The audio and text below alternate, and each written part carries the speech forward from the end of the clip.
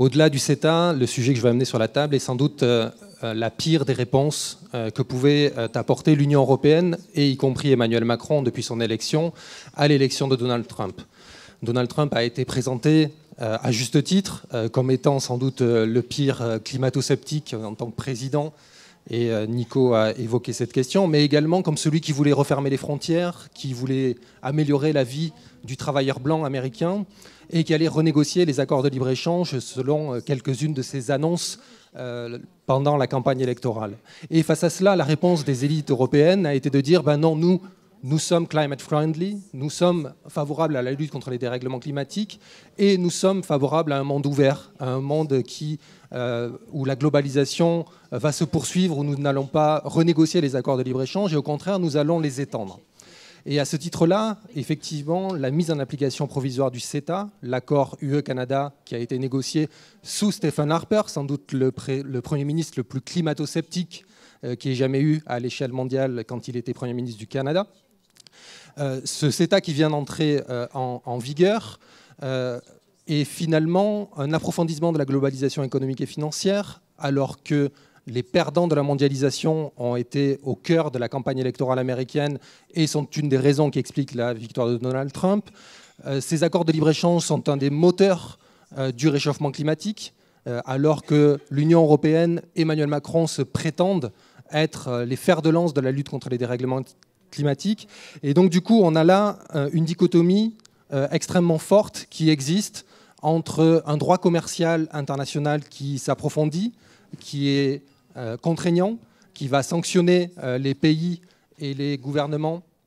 qui ne respectent pas ces accords, et face à cela, un droit de l'environnement, un droit social qui s'affaiblissent et qui ne sont pas en mesure de s'opposer. Et donc du coup, les deux questions, les deux choses que je voudrais amener sur la table, c'est que tu précises, comme tu le fais dans ton livre, un petit peu en quoi Donald Trump n'est en rien le président des États-Unis qui va améliorer la situation des travailleurs blanc américain, et que loin de renégocier par exemple l'accord de libre-échange nord-américain, il veut l'approfondir et en faire une nouvelle étape dans cette mondialisation. Et la deuxième question, tu reviens dans ton livre sur une période que nous avons connue ensemble et dans laquelle nous étions impliqués, qui était celle du mouvement altermondialiste, de ces grandes batailles contre les accords de libre-échange, contre l'OMC, de Seattle à de nombreux rendez-vous du début des années 2000, et qui était finalement une possibilité pour le mouvement intermondialiste de construire une grande tente, un grand espace de convergence entre des luttes venant de différents bords, des syndicalistes et des écologistes qui bataillaient sur un même plan et qui a permis de gagner un certain nombre de batailles. Et tu évoquais justement dans ton livre, tu dis que à ce moment-là, nous plaidions pour un monde d'échanges commerciaux qui soit régulé, et où finalement le droit de l'environnement, le droit social prime sur les intérêts du business. La force de la mobilisation contre le CETA, contre le TAFTA en Europe a été de refaire monter cette problématique à l'échelle du débat public. La difficulté est que nous soyons en mesure demain d'imposer cela comme une solution hégémonique et non pas simplement quelque chose que nous porterions à la marge d'un modèle défendu par Emmanuel Macron et les autres. C'est vrai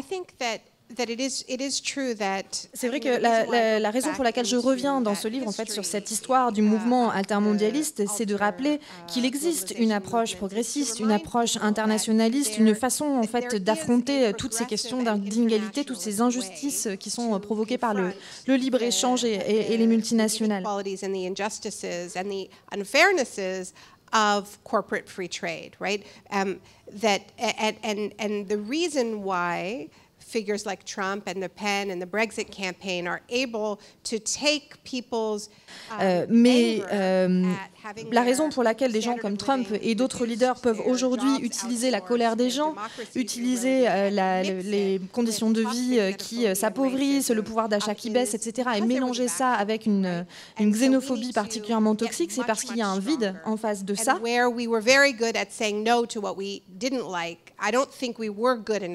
Et je pense donc qu'on doit être plus fort, en fait. Je pense qu'on n'a pas su justement développer une vision internationaliste, une réponse assez puissante, une réponse qui corresponde vraiment aux besoins des gens, qui soit réellement capable de permettre de sauver la planète, ou en tout cas de permettre à cette planète de continuer à s'épanouir.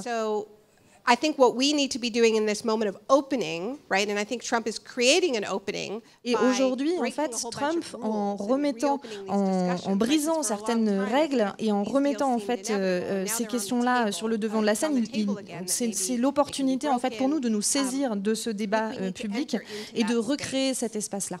I agree with Yanis Varoufakis that we are never going to beat the nationalists on the terrain of nationalism, nor should we try. Je suis d'accord avec Yanis Varoufakis sur le fait qu'on ne vaincra jamais les nationalistes en s'engageant sur le terrain nationaliste et qu'on ne devrait pas essayer de faire ça. Je suis d'ailleurs impliquée un petit peu dans le mouvement DM25 qu'il a lancé et qui s'appuie vraiment sur une idée qui me semble extrêmement forte, qui est qu'il faut qu'on réinvente des institutions démocratiques, il faut qu'on réinvente des processus participatifs dans lesquels les gens pourront définir la manière dont ils souhaitent coopérer et la façon dont ça va justement aller dans le sens de l'intérêt collectif. Macron is doing and what the European Union is doing and what Trudeau is doing in the face of Trump, claiming that it's progressive. Face à ça, on a un Macron ou un Trudeau qui prétendent aujourd'hui incarner justement le progressisme au travers de ce même modèle néolibéral qui justement a créé toutes les conditions du développement de l'extrême droite. I mean, the recklessness of it, just in the face of what we know about how racism takes root in Europe. Et je crois que c'est vraiment quelque chose qu'il faut dire, parce que c'est absolument incroyable de voir depuis quelques mois Macron, en fait, le discours qui est tenu après des élections dans lesquelles le Front National a fait un tel score, au lieu de voir ça véritablement comme un avertissement, il voit ça comme l'autorisation d'aller encore plus loin, en fait, dans la libéralisation qui crée justement les conditions de cette folie. Et je pense que vraiment pour faire face à ça, encore une fois, il faut vraiment connecter tous ces combats, le combat contre justement cette libéralisation des échanges, le combat contre le suprémacisme blanc, contre la xénophobie, etc. Parce que tout ça, c'est lié. La bataille contre le CETA peut être encore gagnée. Plus d'infos sur nos sites respectifs, je ne l'avais pas dit, c'est pour ça.